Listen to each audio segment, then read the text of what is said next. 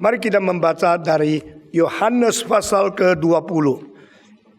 Injil Yohanes pasal ke-20. Dan kita akan membaca dari ayat pertama. Semua membuka kitab Yohanes pasal 20. Ayat yang pertama dan seterusnya. Pada hari pertama minggu itu, pagi-pagi benar ketika hari masih gelap, pergilah Maria Magdalena ke kubur itu dan dia melihat bahwa batu telah diambil dari kubur. Ia berlari-lari mendapatkan Simon Petrus dan murid yang lain yang dikasihi Yesus. Dan berkata kepada mereka, Tuhan telah diambil orang dari kuburannya dan kami tidak tahu di mana ia diletakkan. Maka berangkatlah Petrus dan murid yang lain itu ke kubur.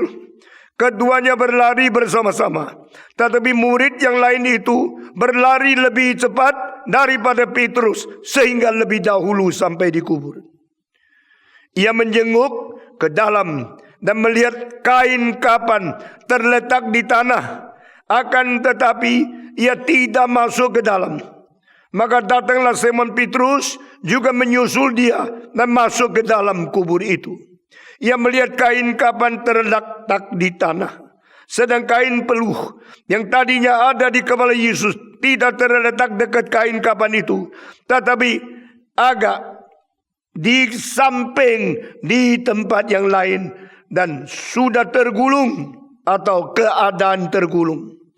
Maka masuklah juga murid yang lain yang lebih dahulu sampai di kubur itu, dan ia melihat dan percaya. Sebab selama itu mereka belum mengerti isi kitab suci yang mengatakan bahwa ia harus bangkit dari antara orang yang mati. Lalu pulanglah kedua murid itu ke rumah. Tetapi Maria berdiri dekat kubur itu dan menangis. Sambil menangis, ia menjenguk ke dalam kubur itu. Dan tampaklah olehnya dua orang malaikat berpakaian putih. Yang seorang duduk di sebelah kepala dan yang lain di sebelah kaki di tempat mayat Yesus terbaring. Kata malaikat-malaikat itu kepadanya, Ibu, mengapa engkau menangis? Jawab Maria kepada mereka, Tuhanku telah diambil orang, dan aku tidak tahu di mana ia diletakkan. Sesudah berkata demikian, ia menoleh ke belakang dan melihat Yesus berdiri di situ. Tetapi ia tidak tahu bahwa itu adalah Yesus. Kata Yesus kepadanya, Ibu, mengapa engkau menangis? Siapakah yang engkau cari? Maria menyangka orang itu adalah penunggu taman, lalu berkata kepadanya, Tuhan, jikalau Tuhan yang mengambil dia, katakanlah kepadaku di mana Tuhan letakkan dia, supaya aku dapat mengambilnya. Kata Yesus kepadanya, Maria. Maria berpaling dan berkata kepadanya dalam bahasa Ibrani, Rabuni, artinya guru. Kata Yesus kepadanya, janganlah engkau memegang aku, sebab aku belum pergi kepada Bapa. Tetapi pergilah kepada saudara-saudaraku dan katakanlah kepada mereka bahwa sekarang aku akan pergi kepada Bapakku dan Bapamu, kepada Allahku dan Allahmu. Maria Magdalena pergi dan berkata kepada murid-murid, semua membaca, aku telah melihat Tuhan, dan juga bahwa dia yang mengatakan hal-hal itu kepadanya. Saudara-saudara, di dalam pembacaan kita tercatat 3 orang dan Tuhan dan yang dianggap taman yang tidak muncul, yaitu yang menunggu taman. Di sini 3 murid Yesus, 2 di antara 12 murid, yang 1 di antara 70 murid. 2 murid Yesus Kristus, dua-duanya tidak berada di kuburan dan tidak datang ke kuburan. Karena pagi-pagi itu yang pertama-tama bangun adalah Maria Magdalena. Di dalam Injil yang lain, 3 perempuan yang pergi ke kuburan.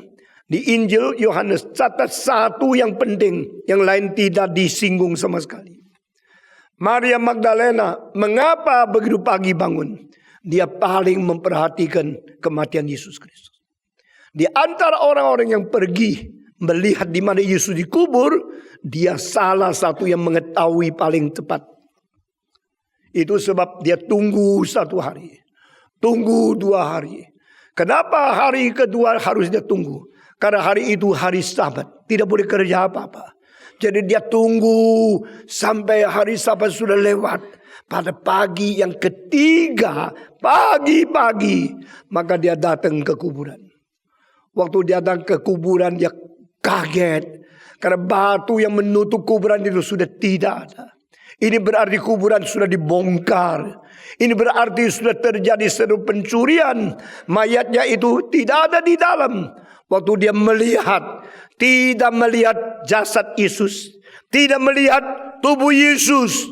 Lalu dia langsung lari pulang memberitahu kepada murid-murid. Saya kira inilah berjiwa wartawan yang paling baik. Dia mempunyai satu pikiran, memberikan kepada orang lain apa yang terjadi secepat mungkin. Saudara-saudara, Petrus, Yohanes, murid-murid Tuhan yang lain, aku sudah pergi ke kuburan. Nah, aku melihat batu sudah hilang. Aku melihat kuburan sudah kosong. Tuhanku sudah tidak ada. Tuhanku tidak ada. Tuhanku sudah dicuri. Tuhanku sudah menghilang. Ini iman Kristen yang tidak beres. Tuhanku bisa hilang.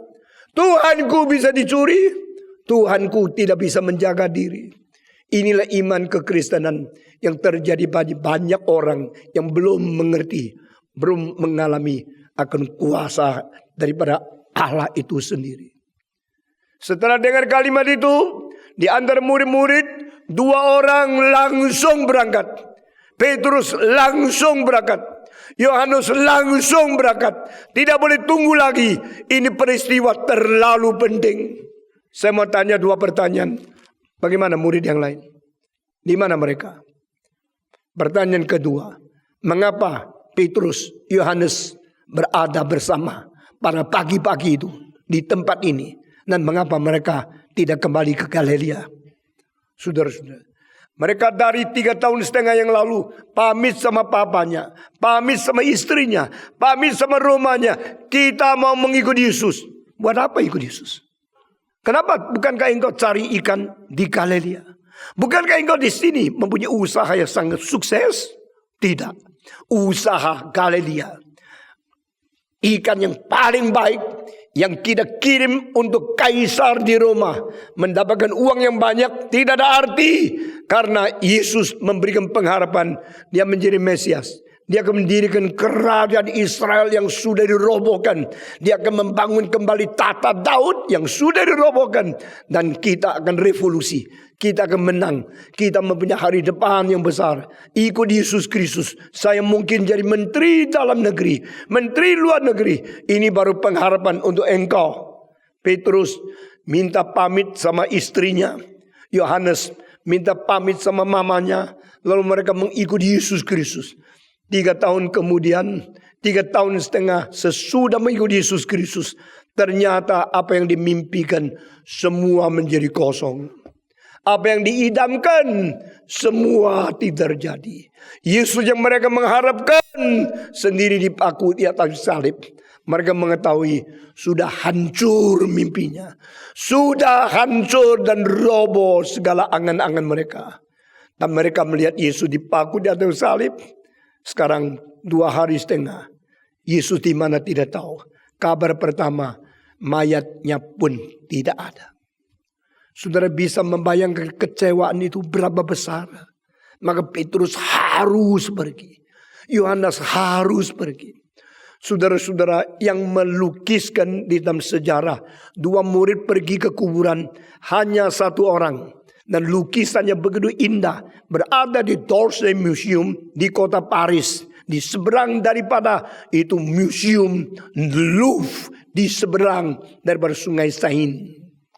Saya sendiri pergi mencari lukisan itu karena 40 tahun yang lalu, tahun 73, saya sudah membaca, mengetahui ada lukisan Petrus dan Yohanes pergi mencari Yesus di kuburan. Dan saya menemukan ada di Dose. Saya sendiri ke Paris, saya sendiri pergi ke Dose, saya sendiri cari di lantai kedua sebelah kanan, kamar keempat. Di situ ada lukisan ini. Lukisan itu tidak terlalu besar, kira-kira 1,5 meter kali 1,80 meter, kira-kira begitu. Petrus di belakang, Yohanes di depan. Yohanes lebih muda, sedikit merungut, dia punya alis dan mata. Dan matanya dan mukanya begitu seram, sedang ditiup oleh angin. Angin Galilea telah membuat rambut dia terkibar-kibar di belakang. Dan kedua tangannya begini, karena memang pagi-pagi kelihatan dia sedikit rasa dingin. Dan Petrus di belakang seperti kehilangan nyawa. Matanya besar sekali, jenggotnya juga dikipas oleh akan angin itu. Dan dengan pakaian agak gelap, Yohanes pakaian agak cerah, agak putih. Dua orang mengikuti satu dengan lain. Mengapa Yohanes di depan?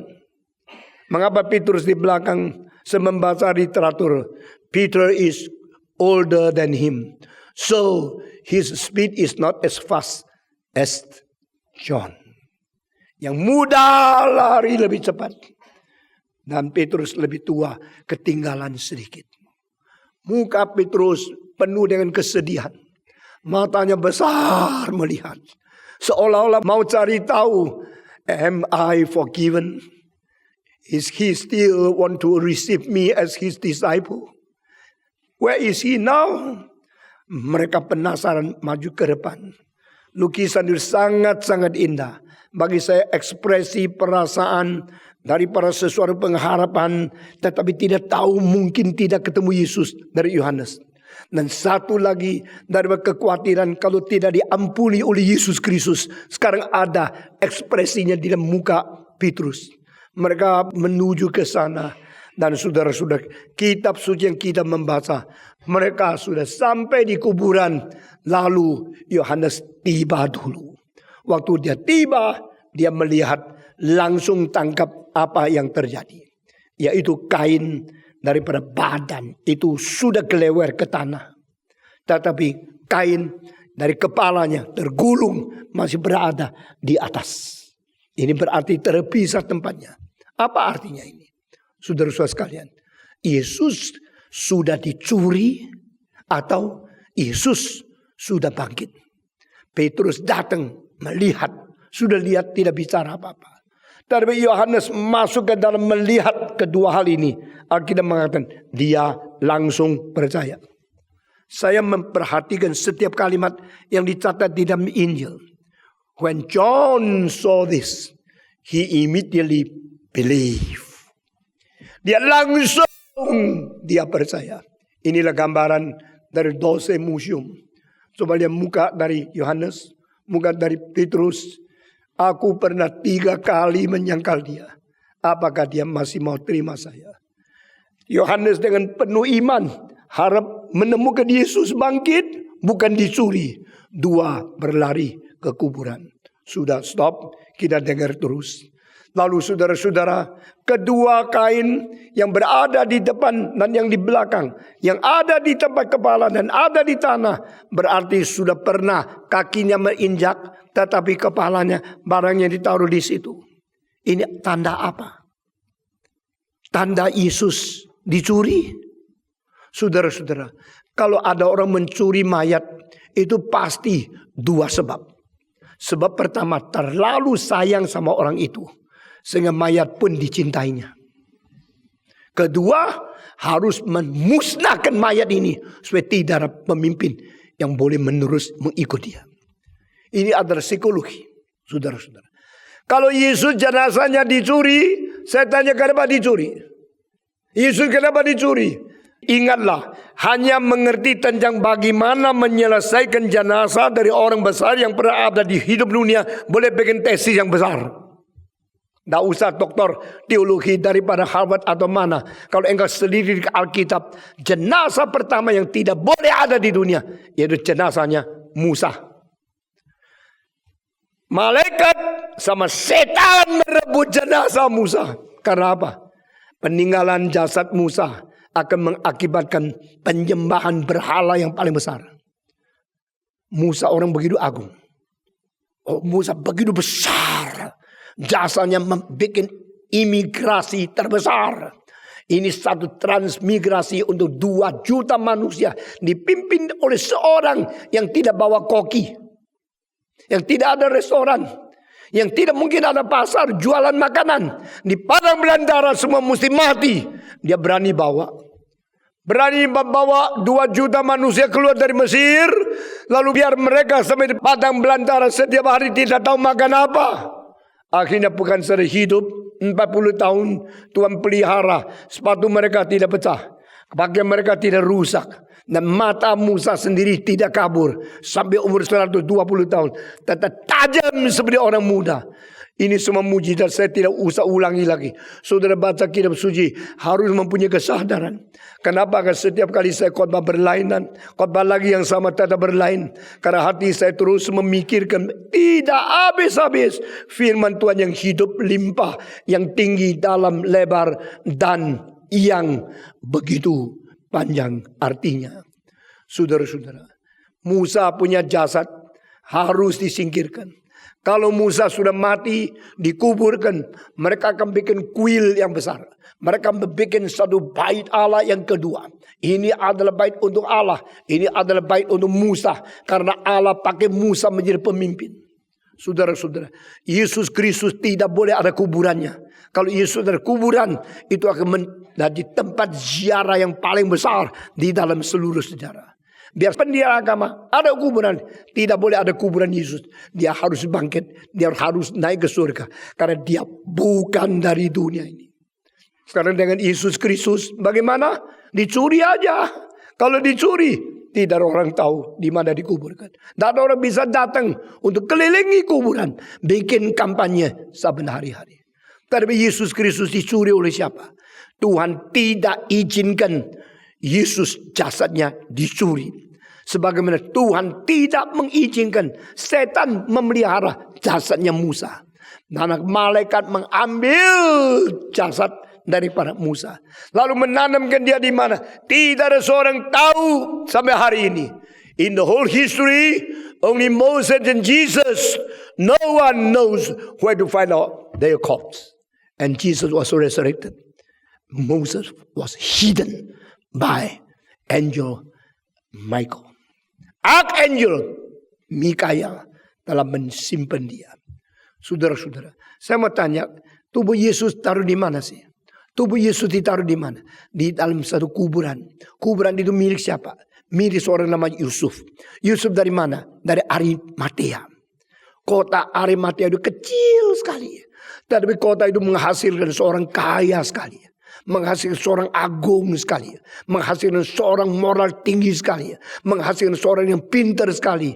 Karena dari Sanhedrian yang menjadi kumpulan orang representatif dari seluruh orang-orang Yahudi. Ada satu orang yang menjadi kongresmen yang paling penting justru dari kota kecil Arimatea. Yaitu Yusuf. Yusuf ini luar biasa. Alkitab mencatat tentang dia cuma pada waktu Yesus dikuburkan. Selain itu tidak pernah catat siapa dia. Kalau kitab suci Injil tidak catat nama dia, kita tidak tahu siapa dia. Tapi kita tahu ada satu orang namanya Yusuf.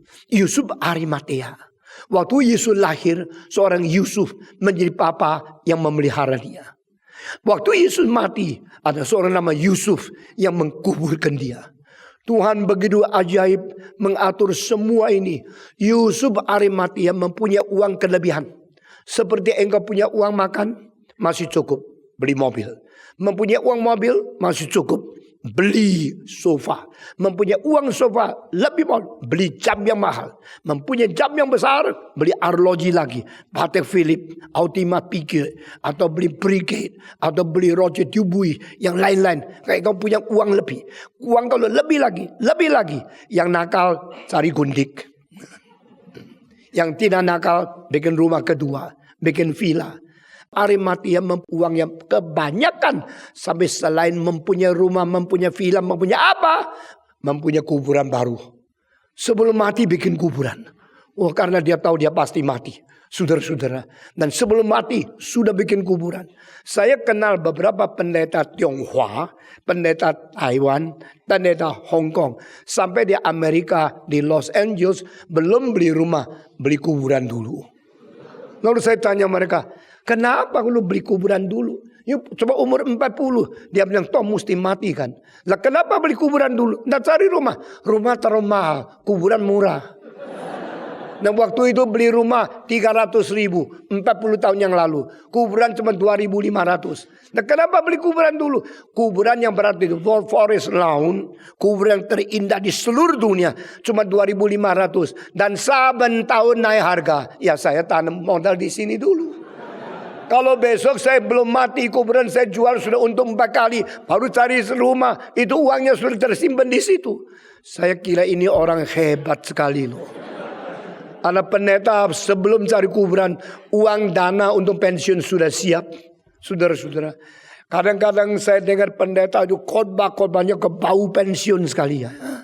Khotbahnya bau pensiun karena dia terlalu takut kalau sudah tua dah laku bagaimana. Saudara, engkau dah tahu kok kapan lu mati. Orang beli kuburan besar, akhirnya mati di kapal terbang. Dah perlu kuburan. Ya. Ada orang bikin kuburan besar, matinya di laut dilempar, yang terima ikan. Kuburan dia itu ada perut daripada ikan. Nah perlu kok. Kenapa mesti khawatir hari depan? Yesus mengatakan hari ini tanggunglah kesulitan hari ini. Sekarang saya lagi tanggung kesulitan apa? Apakah saya besok masih kuat untuk bikin kapin, berkhotbah? Saya pikirkan tubuh saya. Saya tidak pikirkan 5 tahun lagi makan apa, tidur di mana, kuburan apa. Nggak perlu. Tadi Arimatia, Yusuf ini sudah mempunyai kuburan baru. Kuburan baru dibikin di mana? Di taman. Taman di mana? Di luar pintu. Pintu apa? Pintu dari tembok. Tembok apa? Tembok Yerusalem. Berarti outside of the city of Jerusalem, yang begitu sibuk, yang begitu padat, begitu di pinggir daripada tembok, sudah ada tanah taman. Di situ dia bikin satu kuburan. Ternyata dia kaya. Dia kaya. Dia punya uang. Dan dia pilih tempat yang paling dekat kota. Pilih tempat di kota yang paling penting. Pilih tempat di pinggir pintu gerbang dan dari tembok daripada kota Yerusalem. The rich man with the money over than what he need, and he can have a new tomb. Baru jadi. Begitu baru jadi, ada seorang namanya Yesus yang mati. Langsung dia setuju boleh pinjam kuburan barunya. Saudara-saudara, Yesus tidak pernah pikirkan kalau mati kuburannya mana. Karena dia sibuk 3,5 tahun mengurus pekerjaan Tuhan, berkhotbah kabar orang. Tapi Tuhan siapkan semua. Tidak usah takut. Orang yang setia melayani Tuhan, tidak usah takut tidak ada kuburan. Semua 1, 2, 3. Orang yang sibuk melayani Tuhan, ikut dong 1, 2, 3. Tidak usah pikir kuburannya di mana. Yesus Kristus yang tidak perlu dia pikir, dia tidak pernah pikir. Yang tidak perlu dia siapkan, dia tidak pernah siapkan. Waktu dia mau naik ke atas salib, tidak ada imam besar mengurapi dia. Tuhan pakai seorang Maria dari Betania memberikan narwastu yang paling mahal untuk mengurapi dia. Yesus waktu keluar menjadi imam, keluar menjadi hamba Tuhan, yang membaptiskan dia, mengurapi dia, Yohanes Pembaptis. Waktu dia harus mati, yang mengurapi dia, Maria dari Betania. Di manakah imam besar? Tuhan bilang, tidak boleh. Aku tidak pakai engkau. Aku pakai orang yang kupilih untuk bersiapkan segala sesuatu bagi Yesus Kristus. Pada waktu Yesus dikuburkan, mayatnya kenapa bisa jatuh di dalam tangan Yusuf Arimatea. Karena orang ini orang terkenal. Orang ini mempunyai hubungan baik sama jabatan tertinggi. Dan pada waktu Yesus dipaku di atas kayu salib, orang pertama yang datang ke Pilatus, "May I have the body of Jesus? After bring it down from the cross, please give it to me." Pilatus mengatakan, "Yes, you can have it." Saudara-saudara, gampangkah saat seperti ini bicara sama Pilatus? Gampangkah runding sama dia? Gampangkah mendapatkan persetujuan daripada gubernur yang kedudukan tertinggi di seluruh Yudea? Tak mungkin. But God had prepared for years. This man, Joseph from Arimathea, is so appreciated, so close friendship, and so friendly and honored by even the governor from the Roman Empire. Kerajaan Romawi mengutus gubernur yang tidak boleh sembarang ditekani oleh orang lain. Begitu dengan satu kalimat dari Yusuf Arimatea, langsung mengatakan, "Boleh, ambillah mayat." Saya tidak bisa membayangkan kalau mayat Yesus bukan jatuh di dalam tangan Yusuf Arimatea. Kalau jasad Yesus jatuh di dalam tangan orang Farisi, akan dicincang oleh mereka, akan ditusuk, akan dipisahkan, dipotong-potong menjadi puluhan daging, lalu dilempar untuk anjing. God doesn't allow all this happen. Do not be worried. Tidak usah takut musuhmu. Tidak usah takut kecelakaanmu. Takutlah kepada Tuhan. Tuhan akan memimpin engkau karena hidup kita di tangan Tuhan. Amin. Yesus Kristus tidak jatuh di tangan orang Farisi. Yesus tidak jatuh di tangan orang yang benci kepada Yesus. Mereka akan panggil, "Demi nama Allah kita membunuh musuhnya." Tetapi kita tidak boleh membunuh. Kita cari akal supaya Pilatus yang membunuh. Orang-orang beragama yang menjadi pemimpin agama paling tinggi adalah orang paling jahat. Dosa yang paling besar yang berani dilakukan oleh manusia bukan dilakukan oleh ateis. Dosa yang paling kejam, yang paling besar yang bisa dilakukan oleh manusia selalu dilakukan oleh pemimpin-pemimpin agama yang mulutnya, "Demi nama Allah aku melayani Allah." Saya kalau bukan orang yang dipanggil Tuhan, saya tidak mau jadi orang Kristen. Saya kasih tahu, waktu saya muda, orang yang paling sulit menerima Yesus Kristus di seluruh sekolah saya orang menerima komunisme, ateisme, evolusionisme, dialektika materialisme. Pada waktu saya umur 16, saya orang paling intelektual di seluruh sekolah. Guru tidak bisa apa-apa sama saya. Kalau saya mau berdebat, saya fasih luar biasa. Saya mengerti filsafat, epistemologi, logika kuat luar biasa. Siapapun tidak gampang menjadikan Stephen Tong menjadi orang Kristen. Kalau bukan Roh Kudus yang bekerja menggerakkan hati saya tak mungkin. Itu sebab saya berkata kepada saudara, mengapa pada waktu orang Tionghoa pergi ke Amerika, ribuan orang sekolah, semua tidak bisa bikin KKR menaklukkan mereka kecuali saya. Dengar kalimat di bawah. Karena semua pendeta yang dapat PhD di Amerika, sekolah teologi dari Harvard, tidak mengerti komunisme. Tetapi saya yang dari muda mengerti komunisme seluk-beluknya semua. Saya yang dipersiapkan untuk bersaksi bagi Tuhan kepada kaum intelektual. Selama 10 tahun terakhir, semua kebaktian KKR terbesar untuk orang Tionghoa tidak dipimpin oleh seorang pendeta yang lulus dari Amerika. Semua dipimpin oleh saya seorang. Maka saya mengetahui siapa yang harus bersaksi. Karena mereka mengetahui kalimat yang saya katakan daripada pergumulanku sejak muda, yang tidak mungkin diketahui oleh mereka yang sekolah dari Fuller, sekolah dari Harvard, sekolah daripada Washington, sekolah daripada Georgetown. Karena mereka tidak mengetahui pergumulan komunisme, bagaimana menjadi orang Kristen. Saya anak terhilang di dalam dunia epistemologi yang diikat oleh komunisme, diikat oleh materialisme, dan diikat oleh ateisme dan evolusionisme. When I answer question concerning this ideology, I know what to answer. When you tell others how to repent, you know how to repent. Dan mata saya begitu lihat, saya tahu ini orang cocok untuk berkhotbah kepada siapa. Orang itu cocok dengan siapa? Saya tidak lihat engkau lulusan sekolah teologi. Sudah S1, S2 atau es krim. Saya tidak peduli. Karena Tuhan memakai Paulus, supaya Paulus harus menghantam orang Farisi. Sebab Paulus adalah orang Farisi yang bertobat. Tuhan pakai Tolstoy, karena Tolstoy adalah orang yang pernah berada di dalam militer. Maka dia berkhotbah menggerakkan banyak orang militer. Saudara-saudara, cara Tuhan memanggil orang sesudah memanggil dia melayani adalah memakai sebelum dia bertobat. Dia hidup di dalam apa? Dalil-dalil ini belum diajarkan di dalam sekolah teologi. Semua dosen teologi cuma tahu belajar nanti angkanya tinggi, S1, S2, S3. Sudah jadi pendeta pakai jubah tapi tidak ada kuasa kecuali engkau pernah mengalami. Mengapa Tuhan tidak pakai malaikat untuk menjadi pendeta? Mengapa Tuhan tidak pakai malaikat menjadi orang yang mengabar Injil? Karena malaikat-malaikat belum pernah berdosa, belum pernah bertobat, maka mereka tidak berhak mempertobatkan orang yang berada di dalam dosa. Saudara-saudara, orang yang pernah menjadi orang Kristen tapi munafik, lalu disimpan dosa, lalu berontak kepada Tuhan, dialah yang dipakai untuk mempertobatkan banyak pemimpin pemuda yang menutup dosa, kelihatan mencintai Tuhan, supaya mereka tercermin bahwa mereka orang munafik yang harus bertobat.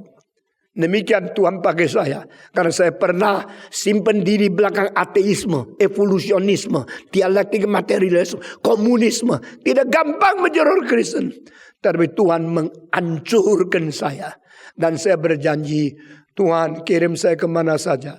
Saya menjawab semua pertanyaan orang di seluruh dunia. Saudara-saudara, saya tidak pernah pikir saya boleh berkhotbah di dalam persekutuan Harvard University, MIT, UC, Berkeley. Saya tidak pernah beranggap saya boleh berkhotbah kepada York University di Toronto atau Universitas Ivy League di Amerika. Karena orang-orang yang berada di dalam kerusakan ideologi perlu dikeluarkan, dan saya dikirim. Cara Tuhan bekerja berlainan dengan cara kita. Kita selalu pikir, oke, studi, sudah teologi selesai, jadi pendeta, ditabiskan. Spurgeon pada waktu dipanggil dari kota kecil ke London berkhotbah satu kali, maka orang mempunyai mata tajam langsung melihat, even though he is not even 20 years old, we ordain him as a pastor, and this young man will change the city of London. Bukan Anglican, karena Anglican terlalu banyak rumit, terlalu banyak konstitusi. Tetapi Baptist Church memperbolehkan anak 20 ditabis menjadi pendeta. Dan di dalam berapa tahun orang seperti Spurgeon memenuhi satu gedung 6.000 orang. Dia menjadi pendeta berpuluh-puluh tahun di situ.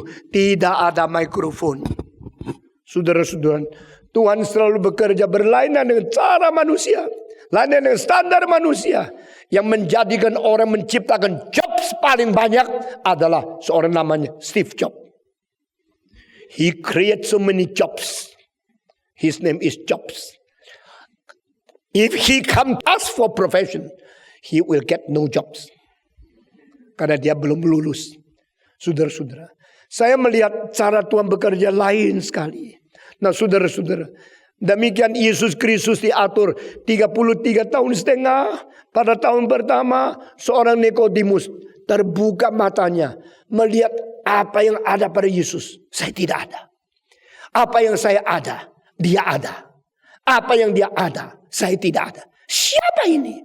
Maka semua orang Farisi matanya dibutakan. Hanya satu orang dibuka matanya. Something in Jesus I should know. He come to knock the door. He come to have conversation. He come to say he's admired. If God is not with you, you never can do and perform all these miracles during these days. Yesus mengatakan, I'm so thankful. You all perish, you all reject me, but only you come to me. You're my good friend. Okay, let us have a diplomatic relationship from today. Yesus tidak menerima baik dia. Yesus mengatakan, verily, verily, I tell you, if anyone is not born of the Holy Spirit, will never enter into the kingdom of God. Do you know that? Oh, Yesus kerasnya luar biasa. Yesus tidak cari orang menerima dia. Yesus tidak appreciate orang yang masih mau hargai dia. Yesus langsung kata kepada dia, jangan kira orang Farisi, jangan kira kau pejabat tinggi, jangan kira engkau mempunyai sesuatu kekuasaan agama. Aku berkata, jika engkau tidak diperandakan oleh Roh Kudus, engkau tidak akan masuk ke dalam kerajaan Allah. How can an old man like me to be born again? Should I go into the tomb of my mother again and to be born for the second time? No! You must be born from above. You must be born of the Holy Spirit, not from your mother again. Saudara-saudara, I tell you about the worldly things, you do not understand. How can you understand the heavenly things? Yesus Kristus begitu keras terhadap orang-orang Farisi yang akan membunuh dia. Tapi di antara mereka, Tuhan persiapkan satu yang tua, yang hebat, yang dihormati, melihat apa yang tidak dilihat oleh orang Farisi yang lain. Demikian Tuhan mempersiapkan seorang anggota kongres, anggota parlemen yang waktu itu namanya Sanhedrin. Orang Sanhedrin ada orang paling terkemuka, orang paling hormat, dan mereka dihormati oleh orang Yahudi, pun mereka pintar main dengan orang Romawi. Sehingga Yusuf daripada Arimatea dihormati begitu oleh Pilatus. Dia minta langsung dikasih jasad daripada Yesus Kristus, lalu ditaruh di kuburannya. Ini cara Tuhan supaya Yesus tidak diganggu. Kalau Yesus sudah mati tidak bisa membela diri, mungkin dicincang, mungkin diserahkan kepada anjing, gigit akan tulangnya, matikan dan dimakan seluruh badan dan dagingnya.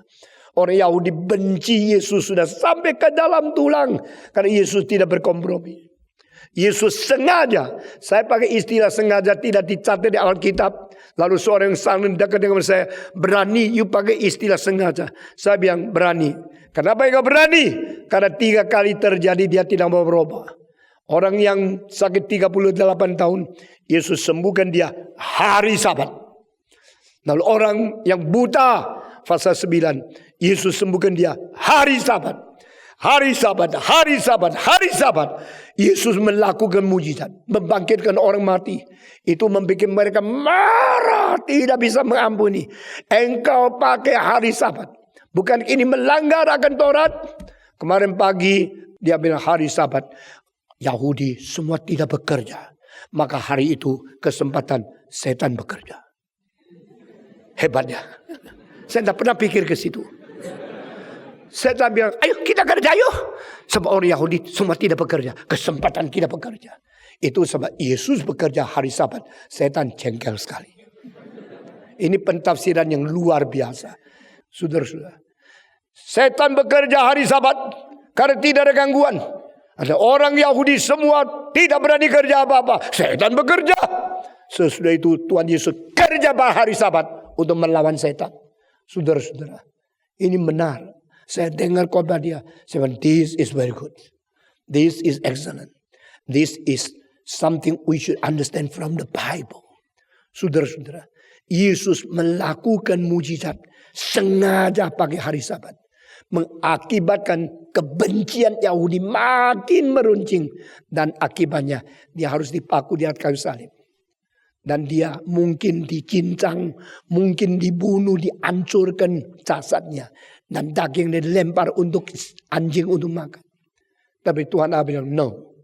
I do not allow anyone break any bones of my son. Saudara-saudara, saya tidak mengizinkan siapapun mempatahkan satu tulang dari anak saya yang tunggal. Yesus Kristus dipelihara oleh Tuhan. Tidak boleh satu tulang patah. Tidak boleh satu kulit dirusakkan. Setelah dia mati, dia bangkit, dan jasadnya itu dipelihara. Tuhan pakai Arimatea, Yusuf, taruh di kuburannya. Sesudah itu Yusuf menghilang. Saya sampai hari tidak lagi mencari data. Yusuf kemana? Setelah Yusuf hilang, Yesus bangkit, kuburan itu masih ada. Tapi orang pemiliknya hilang. Mungkin dia tahu, dia menyimpan, menurunkan mayat Yesus. Dia akan dianiaya oleh orang Yahudi. Maka dia akhirnya menyimpan, menyembunyikan diri. Tidak muncul lagi dalam sejarah. Dan di dalam sejarah tidak ada orang tahu Yusuf Arimatea itu di mana lagi. Saya kasih tahu, dia kaya, dia pinter, dia hebat. Dia dipakai Tuhan hanya untuk satu hal, yaitu bikin kuburan untuk Yesus. Saudara tahu tidak, engkau boleh bekerja ribuan macam, tapi yang hanya satu macam yang Tuhan pakai, itulah nilai hidupmu seumur hidup. Engkau jangan kira saya sudah beli rumah berapa banyak, saya sudah berapa hebat, saya sudah begitu kaya untuk uang paling banyak. Mungkin uangmu yang Tuhan mau pakai cuma satu hal, yang lain tak guna. Yang lain itu hanya embel-embel, mengatakan kepada orang lain engkau hebat. Tapi yang Tuhan mau pakai cuma satu hal saja. Minyak narwastu, 30 dinar perak, itulah satu-satunya yang Tuhan pakai daripada Maria. Uang lain yang dia untung semua tidak berguna. God only wants to use some of your money, your time, to do something according to His will. That's all. Yang lain boleh ada, boleh tidak ada. Yang kaya jangan sombong. Engkau uang banyak itu mungkin menjadi saksi dosamu. Itu menjadi embel-embel yang akan menjadi beban untuk mematikan kamu. Engkau mempunyai uang lebih daripada banyak, mungkin itu menjadi modal beli senjata untuk anakmu, tusuk anakmu yang lain. Mereka berperang karena engkau terlalu kaya. No one supposed to be proud. Jangan sombong. Saya mengetahui kalau saya ada uang banyak, saya bukan untuk diri. Karena saya tidak ingin saya menjadi kaya yang diwarisi oleh anak saya. Itu semua kosong. Dunia ini sementara. Berapa puluh tahun akan lewat. Kekayaan kelebihan, hal yang mempermalukan kita, hal yang menjerat kita, hal yang menghancurkan keturunan kita. Jangan sombong. Kecuali engkau mengetahui pada saat Tuhan sudah tiba, uang itu dipakai untuk Tuhan. Saudara-saudara sekalian, Arimatia, Yusuf dari kota itu memakai uang itu untuk membuat satu kuburan.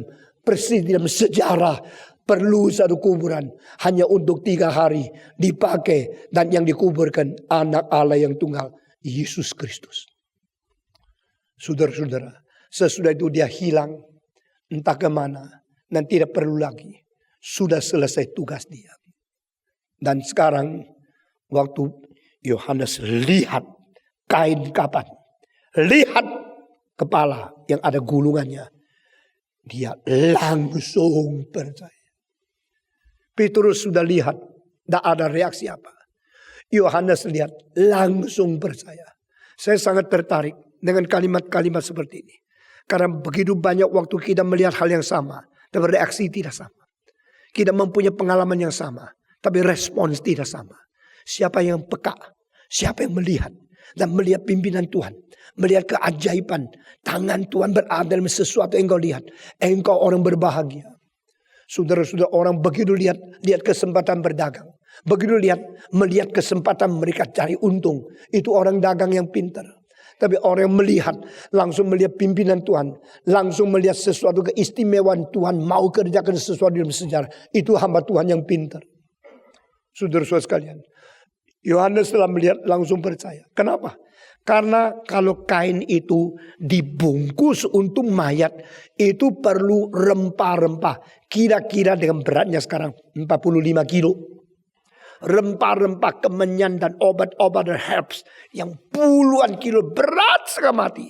Waktu bawa ke bawah salib, lalu membawa mayat Yesus, lalu membungkus dengan rempah-rempah, dibungkus dengan kain 1 lapis, 2 lapis, 3 lapis.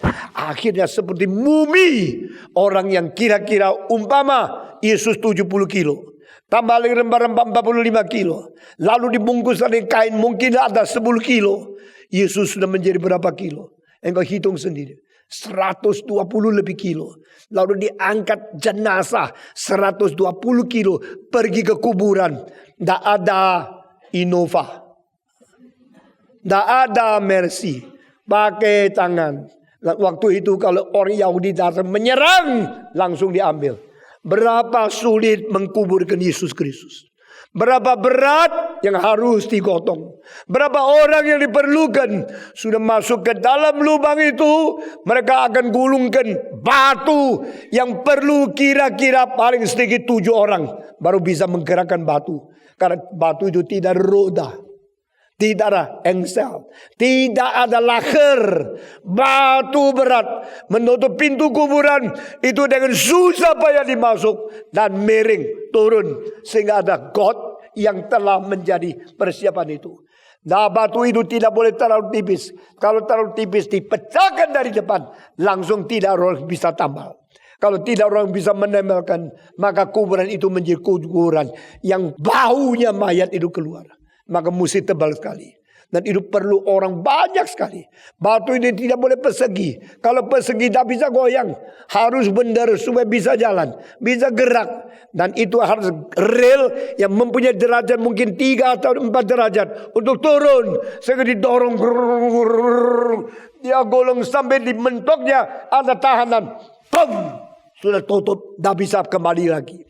Kalau perlu kembali lagi. Yang turunkan 7 orang. Yang kembalikan mungkin perlu 10 orang. Karena waktu turun itu lebih gampang. Waktu naik itu lebih berat.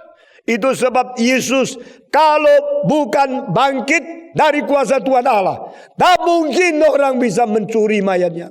Tak mungkin orang bisa membawa keluar jasadnya. Lebih 100 kilo di dalam. Di luar batu ratusan kilo. Siapa yang kuat?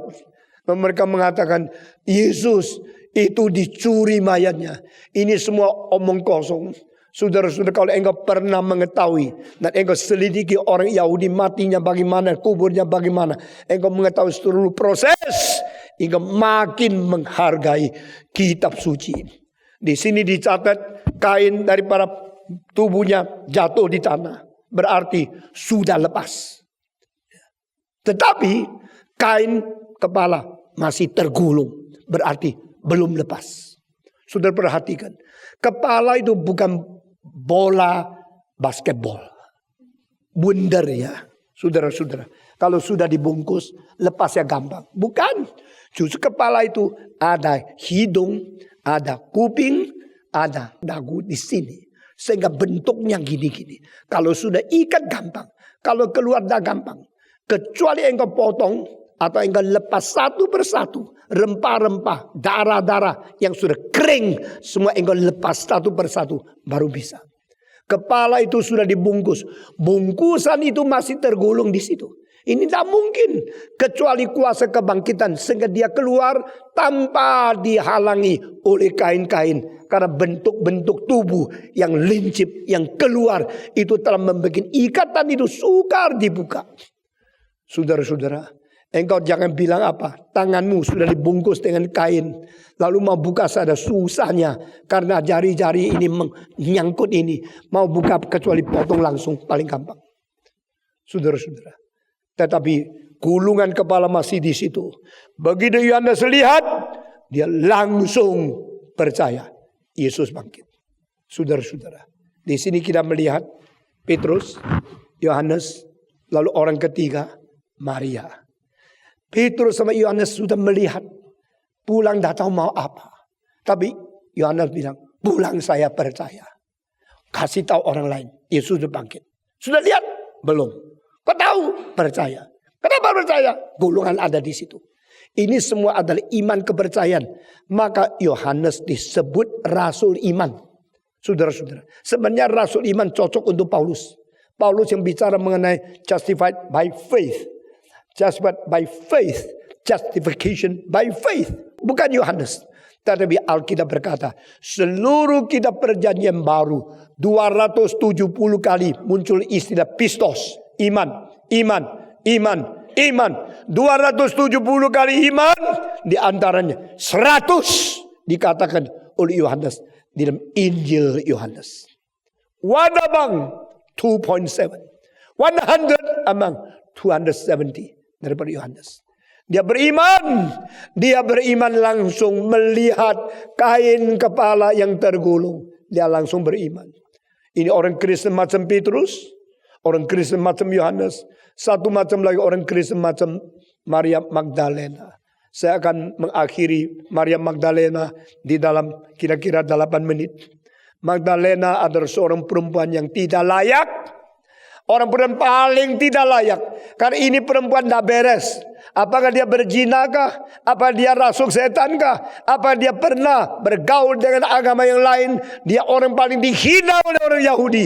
Karena di dalam tubuh dia pernah 1 kali 7 setan merasuk dia. Perempuan, sudah perempuan, kena setan lagi. Kenanya 7 kali lagi. 7 setan. Siapa mau perempuan ini? Siapa menghormati perempuan ini? Kalau engkau harus menikah sama perempuan, dia bilang, dulu saya kerasukan 7 setan. Kamu mau tidak? Mau tidak jadikan dia pendeta? Mau tidak terima seorang perempuan yang pernah kerasukan 7 setan? Saya kira orang yang paling pintar menghina orang lain adalah pimpinan gereja.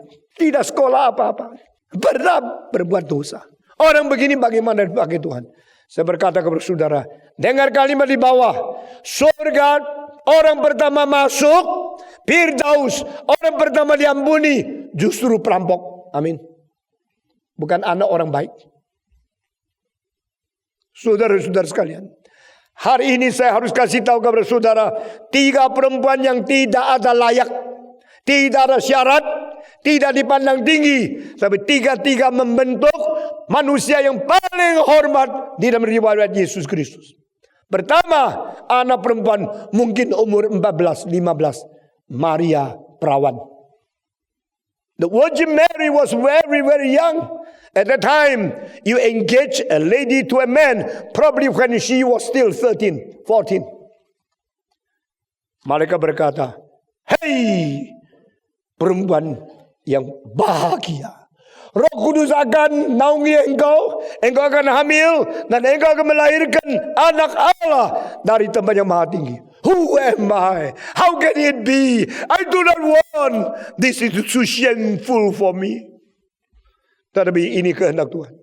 Saudara-saudara, kalau orang dengan rumor menghina engkau, merusak namamu, engkau mau tanya, ini dihendaki oleh Tuhan atau tidak? Jangan melihat saya dirugikan atau tidak. Siapa yang mau mengerti anak perempuan ini dinaungi Roh Kudus? Siapa mau mengaku engkau tidak berzina? Saudara-saudara, kalau satu orang nama sudah dirusak, yang merusak akan dengan cara macam-macam menghancurkan nama orang ini. Tetapi Tuhan yang bisa menjaga, dan Tuhan membiarkan orang salah mengerti, biarin. Saudara-saudara, untuk menghancurkan pelayan yang Tuhan berikan kepada saya begitu penting. Orang mulai merusak nama saya. Mereka mulai merusak nama saya setuntas-tuntasnya. Dan sebagian dari hamba-hamba Tuhan. Daripada pemimpin-pemimpin gereja. Saya tidak takut. Maria pun di seluruh dunia lebih daripada 50% percaya dia berzina melahirkan Yesus.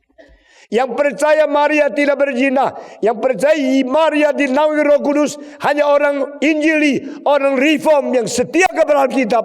Seluruh dunia tidak terima itu. Tuhan membiarkan Yesus Kristus dilahirkan oleh Maria, dan Tuhan membiarkan Maria diejek, difitnah oleh seluruh dunia 2000 tahun. Tidak apa-apa. Yang benar-benar, yang tidak benar tidak benar.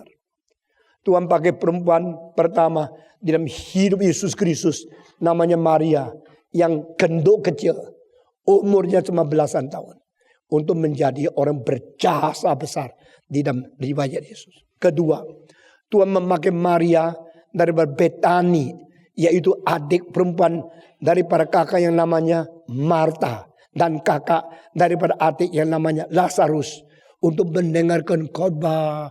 Terus dengarkan khotbah. Kalau Yesus datang, kakaknya masak goreng-goreng. Baru Yesus datang, Lazarus entah jalan-jalan di mana. Tetapi Yesus datang, Maria duduk, dia cuma mau dengar khotbah. Kerjaan dia semua diletakkan, dia hanya mau dengar khotbah. Perempuan yang kedua ini akhirnya dipakai Tuhan untuk menjadi pengurap Yesus. The one who anoint Jesus to be hung on the cross, prepare the crucifixion of Jesus Christ, is the least unworthy lady. Perempuan yang pertama, perempuan perawan yang tidak menikah, dinaungi Roh Kudus. Orang perempuan yang kedua, orang perempuan yang tidak kerja apa-apa, cuma dengar khotbah. Saudara-saudara, Yesus berkata kepada Marta, engkau sibuk bagi banyak hal, tapi adikmu sudah memilih berkat yang paling besar yang tidak mungkin dirampas. Dia dengar firman dengan tenang. Akhirnya dengar khotbah jadi apa? Jadi mengerti kehendak Tuhan. Dan dia akhirnya menemukan Yesuslah yang akan mati mengganti umat manusia. Semua orang di Betani kota itu tidak tahu satupun. Tapi ada satu orang perempuan lebih tahu dari Petrus, daripada Yohanes, daripada semua murid. Karena pada waktu Yesus Kristus mau dipaku di atas kayu salib, 1 hari sebelumnya mereka masih ribut siapa menjadi kepala majelis, siapa menjadi ketua daripada rasul, siapa menjadi pemimpin di dalam kekristenan. Tetapi Maria tidak pernah mau ribut. Dia tidak ikut ribut di dalam segala organisasi. Dia cuma sibuk-sibuk kerja, cari duit. Dan duit itu dikumpulkan. Tidak pakai, tidak foya-foya. Dia diam-diam pergi cari di perjalanan di mall Yerusalem. Akhirnya menemukan satu botol namanya minyak narwastu. Saudara tahu tidak? Di seluruh mall di Yerusalem yang paling mahal barang itu.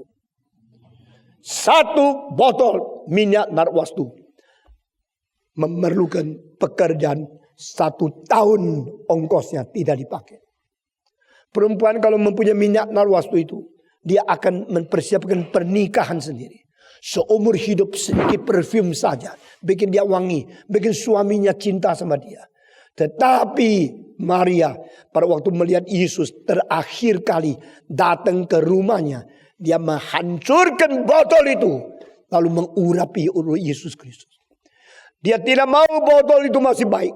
Biar pecah. Tidak ambil kembali botol daripada parfum itu. Dia semuanya serahkan kepada Tuhan. This is a total offering.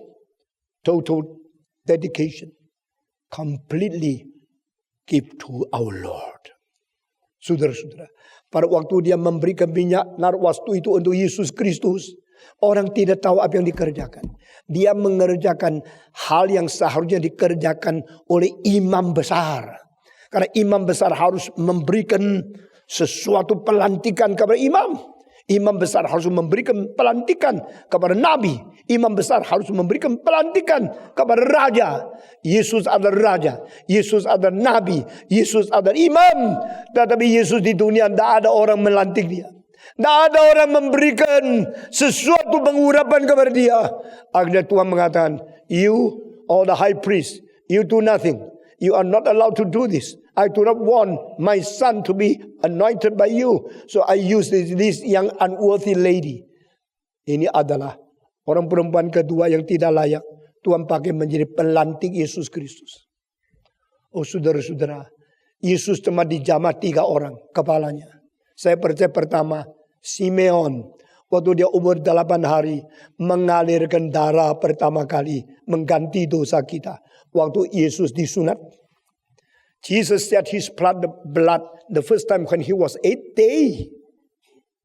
When he was circumcised. Yesus bukan mengalirkan darah pada waktu di atas kayu salib saja. Hari ke-8 dia disunat, sudah mengalirkan darah, mengganti engkau dan saya menjalankan syariat Taurat. Dan waktu itu Simeon yang tumpang tangan berkata, now please release your servant. Now I'm ready to see you, God, because I have seen with my own eyes your salvation. What is your salvation? The incarnated Christ, the circumcised Christ, the Christ who shed the blood. I see this young boy, this infant, 8 days old, circumcised by shedding blood to love me. Kedua, tangan Maria mengurapi dia. Sebelum ini tangan kedua yang mentumpang tangan adik Yesus, Yohanes Pembaptis, membaptiskan dia. Yohanes Pembaptis adalah tangan yang diizinkan Allah untuk menjamah tubuh Yesus menjadi seorang yang membaptiskan dia. Dan pada saat itu dia mengatakan, when I baptize people, everyone come to repent. Only one come not to repent, and to show he is the Son of God. The Spirit is on him. Pada waktu Yesus ditumpang tangan oleh Yohanes Pembaptis, Roh Kudus turun dan Allah berkata, "This is my son, my beloved son. Listen to him, ye all." Orang ketiga, Tuhan bukan pakai laki-laki. Simeon yang tua, bukan pakai Yohanes yang muda, pakai perempuan untuk mengurapi minyak narwastu kepada kaki Yesus. Tuhan tidak izinkan Maria perempuan tumpang tangan atas kepala Yesus. Tapi Tuhan pakai dia mengurapi pakai kaki Yesus. Urutan semua sudah diatur. Tidak boleh sembarangan. Tapi urapan ini kalau menurut orang hanya tanda cinta kasih kepada Yesus. Tapi Yesus mengatakan interpretasinya bukan begini. Lalu yang tanya, what is the interpretation?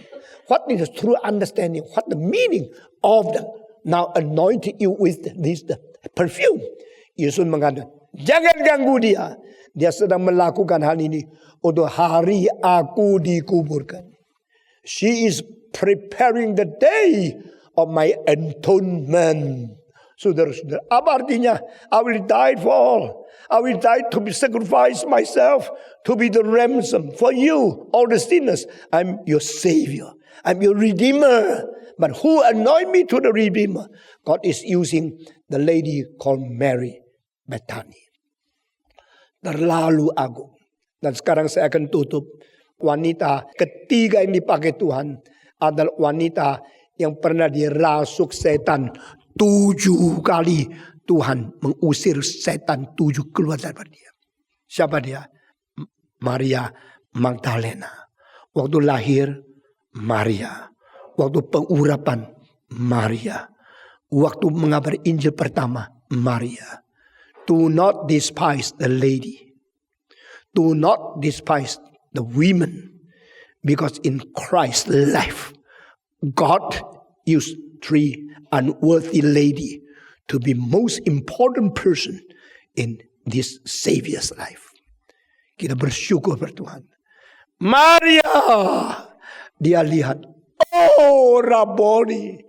Tadi dia mempunyai iman yang salah. Tuanku diambil. Tuanku diculik. Tuanku di mana? Saya mau mendapatkan jasadnya. Saya mau Tuhan yang mati. Tuhan mengatakan, Maria. Waktu dia lihat, oh Rabboni, you are alive. You are not the dead body. You are not the corpse. But you are the living God. Go to see your brothers. Go to tell my disciples, I am living. Do not touch me. If I go to see my Father and your Father, my God and your God. Saya tidak menjelaskan ayat-ayat itu. Tapi saudara mengetahui, Maria setelah lihat, dia menghapus air mata. Kenapa tadi dia melihat Yesus siapa? Karena air matanya terlalu tebal, membuat dia buta visi. Saudara-saudara, kesedihan-kesedihan yang telah mengacau, menudungi engkau, bikin engkau tidak pernah mengenal siapa Tuhan. Dan Tuhan Yesus akan berkata, Maria, call by your name, personal. He knows you. He knows what is happening in your life. I am living God. Waktu engkau melihat, oh Rabboni, oh my teacher, Rabbi, Rabboni, sama guruku. Go, tell them, I have been resurrected. Saya akan akhiri khotbah ini. Siapakah manusia pertama yang mengabarkan Injil di seluruh sejarah? Setelah Yesus mati dan bangkit, siapa yang pertama melihat Yesus yang bangkit secara mata sendiri? Bukan Petrus, bukan Yohanes.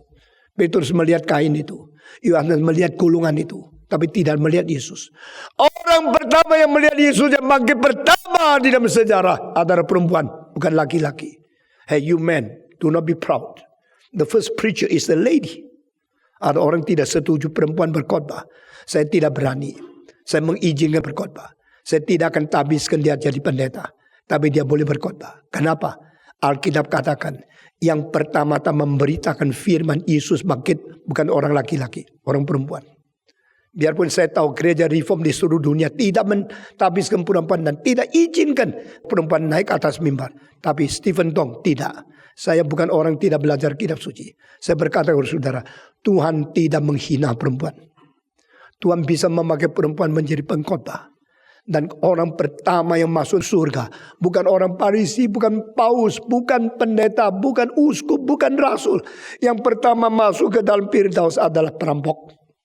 Orang pertama yang mengaku Yesus adalah anak Allah, bukan orang Farisi, bukan orang Yahudi, tapi orang Romawi, centurion. Orang pertama yang mengabar Jesus is alive, He's resurrected, bukan rasul, tapi perempuan yang pernah dirasuk 7 setan. Demi nama Yesus, saya perintahkan kamu, jangan menghina mereka yang kau kira unqualified, kurang belajar, anak yang pernah berdosa. Karena cara Tuhan memakai untuk dirikan kerajaannya, untuk memperkembangkan gerejanya, adalah orang seperti perampok, orang seperti orang yang dirasuk setan, orang yang pernah narkoba. Karena kalau mereka sungguh-sungguh bertobat, mereka akan menjadi berkat paling besar. Mari kita semua tunduk kepala.